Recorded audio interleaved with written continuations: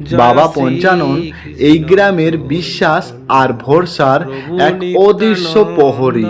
রাত্রি 12টার পর যখন সবাই ঘুমিয়ে যায় পুরো নিঃশব্দ, তখন তার সতর্ক দৃষ্টি ছায়ার মতো ঘিরে রাখে পুরো গ্রামকে। এই গ্রামের অনেকেই বলেন তারা নাকি রাতে অনেক সময় বাবা পঞ্চানন দেবকে অনুভব করেছেন, আর যারা অনুভব করেননি তাদের বিশ্বাস যে বাবা পঞ্চানন দেব তাদের সর্বক্ষণ রক্ষা করে চলেছে। এখানকার পঞ্চানন বাবার ইতিহাস ও তার মাহাত্ম্য আর কোন কোন রীতি মেনে পুজো হয় সম্পূর্ণটাই জানাবো এই ভিডিওতে।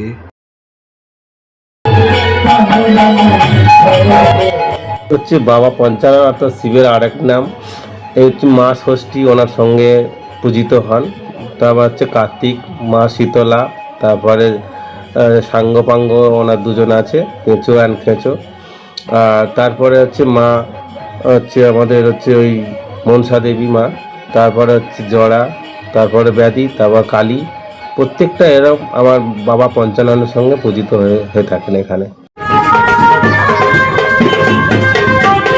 সমস্ত গ্রামের আমার যে মায়েরা, বোনেরা এবং আমার দাদা ভাইরা সবাই মিলে আমরা গঙ্গা বাড়ি আনয়ন করতে যাচ্ছি এখন, মানে বাজনা সহযোগে।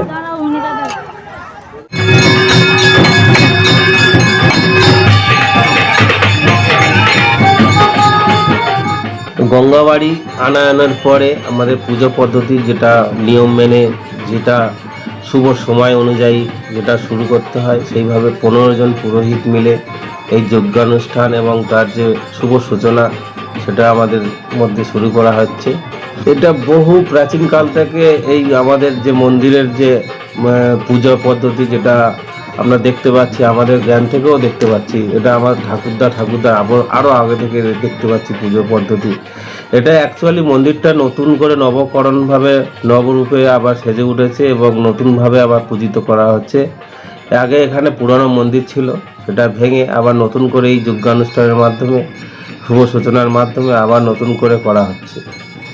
এটা ঠাকুর এখানে আমাদের পঞ্চাননের সঙ্গে যে সমস্ত ঠাকুর থাকে, যেমন মা ষষ্ঠী, মা শীতলা, মা কালী, জড়া, ব্যাধি, তার সঙ্গে সাঙ্গভাঙ্গ, পেঁচো, খেঁচো, এই সমস্ত ঠাকুর আমাদের পূজিত হয় এখানে। এটা খুব জাগ্রত ঠাকুর এখানে।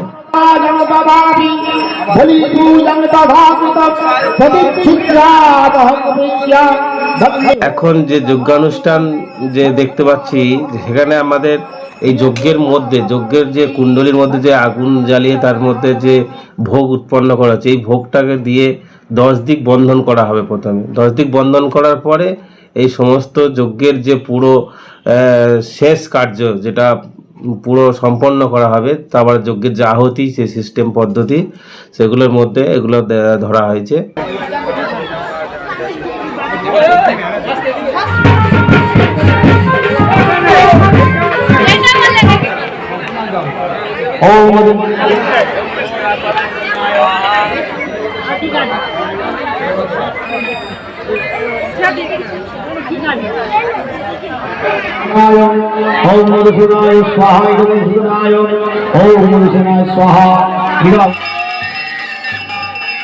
যজ্ঞের অনুষ্ঠান শেষ হয়ে যাওয়ার পর আমাদের যে প্রথা অনুযায়ী, অর্থাৎ ব্রাহ্মণ পুরোহিতের যে ওরা আমাদের যে বিধান অনুযায়ী যে আমাদের মানে ঈশান কোণ আছে মন্দিরের, যে ঈশান কোণের যে গাড্ডাটা দেখতে পাচ্ছ, ওই গাড্ডার মধ্যে অর্থাৎ গর্তের মধ্যে আমাদের সেই একটা গ্রামের নামে সংকল্পিত যে একটা ইট, সেই ইটের মাধ্যমে ওখানে দিয়ে কী করা, ওখানে গঙ্গা বাড়ি যে আমরা আনিয়েছিলাম, সেই গঙ্গা বাড়ি দিয়ে অর্থাৎ শান্তি জল দিয়ে মন্ত্রপুত করে তারপরে ওর মধ্যে মাটি চাপা দিয়ে ওটাকে বন্ধন করে রেখে দেওয়া হলো।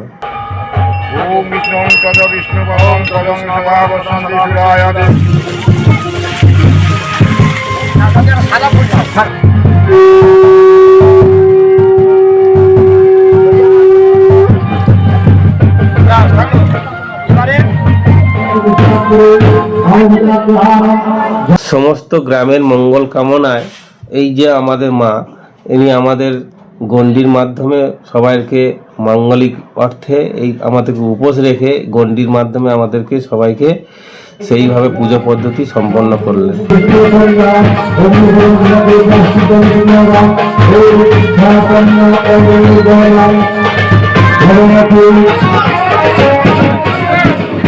শুধু শেষ নয়, এখানে উনি ওই মা আমাদের যেটা ধুনো জ্বালা বলা হয়, ধুনো পদ্ধতি দিয়ে তার যে কার্যক্রম সেটা ব্রাহ্মণ পুরোহিত পুরো তার সেই পদ্ধতি দিয়ে আমাদের যে মঙ্গল কামনা বা ওনার ব্যক্তিগত মানসিক ছিল তার সঙ্গে, সেই সঙ্গে আমাদের গ্রামেরও মাঙ্গলিক কামনায় উনি শেষে ধুনো জাল দিলেন। ধুনো পড়ালেন মানে আমাদের গ্রামের যে শুভ সূচনার অর্থাৎ শুভ দিক সেটাকে পরিস্ফুটিত করিল।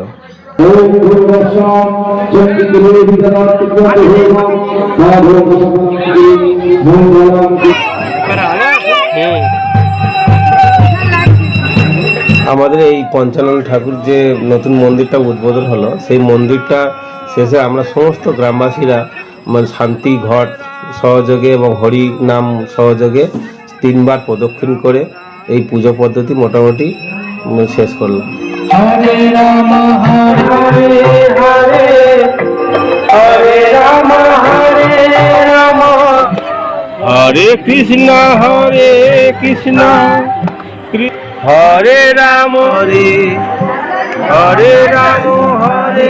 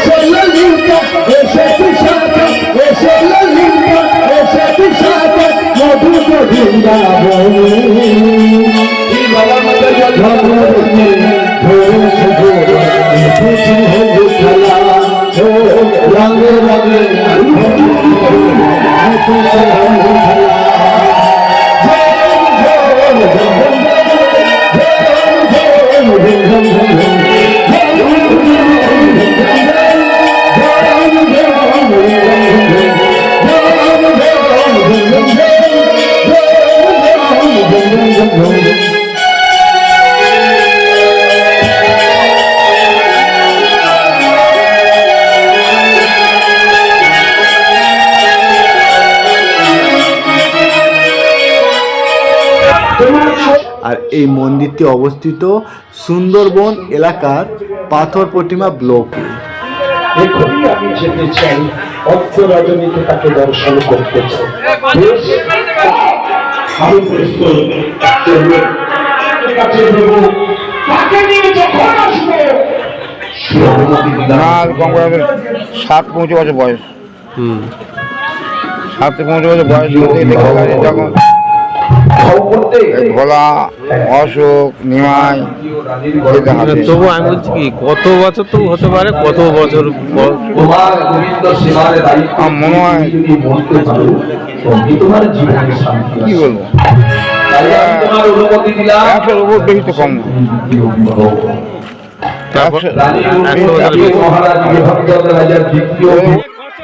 সর্বশেষ এখানে হরিনাম মহাযজ্ঞের সমাপনের পর বাতাসে হইলুটের মাধ্যমে যে যার মানসিকে বাতাসা সবাই মাধ্যমে ছড়িয়ে দিয়ে এখানে আমাদের এই যজ্ঞানুষ্ঠানটা সমাপন হয়।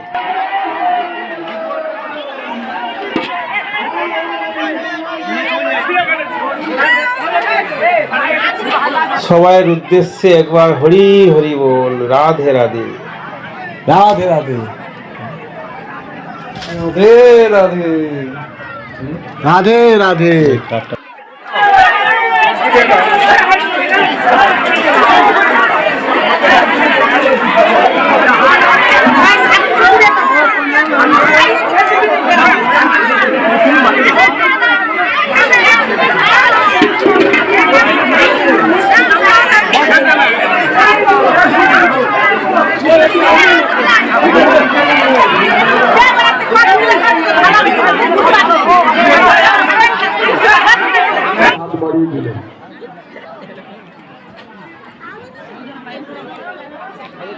চল।